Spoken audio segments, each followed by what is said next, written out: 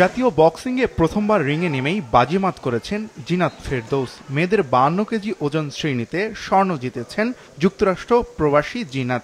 ফাইনালে হারান তিনি জাতীয় নারী ফুটবল দলের অধিনায়ক আফাইদা খন্দকারের বোন আফরা খন্দকারকে।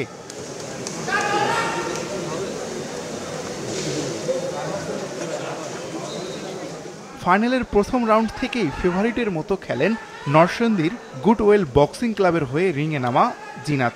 5 রাউন্ডের একটিতেও আনসারের আফরা খন্দকার কোনো চ্যালেঞ্জ জানাতে পারেনি জিনাতকে।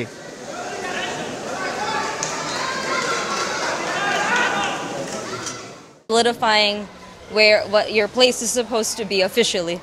এত পর্যন্ত আমি খেলতেছি বাইরে, বাংলাদেশের নাম ফার্স্ট টাইম বাংলাদেশে খেলতেছি, এখন বলতে পারি আমি হলো বাংলাদেশের চ্যাম্পিয়ন, সো ভালো লাগতেছে।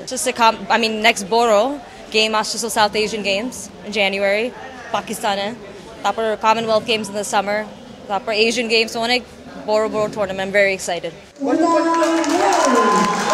ঘরোয়া আসরে এবারই প্রথম খেলছেন জিনাত। তবে বাংলাদেশের হয়ে হাংজু এশিয়ান গেমসে তিনি প্রতিনিধিত্ব করেছিলেন। জাতীয় চ্যাম্পিয়নশিপে জিনাত সরাসরি সেমিফাইনাল খেলেন। জিনাতের বিপক্ষে হারলেও প্রতিদ্বন্দ্বী আফরাও ছিলেন আলোচনায়। জাতীয় নারী ফুটবল দলের অধিনায়ক আফাইদার বোন হওয়াতেই তার খেলা নিয়েও আগ্রহ ছিল সবার। আমি চেয়েছিলাম যে এবারের আসরটায় আমি গোল্ড মেডেল পাবো। যখন শুনলাম যে প্রবাসী জিনাত এসছে, তো আমি তখনই ভেবেছিলাম যে আমি যেন ভালো একটা ফাইট দিতে পারি। সে যেহেতু অনেক এক্সপিরিয়েন্স প্লেয়ার, তার সাথে খেলাটাও একটু কষ্ট হয়ে যাবে, টাফ হয়ে যাবে।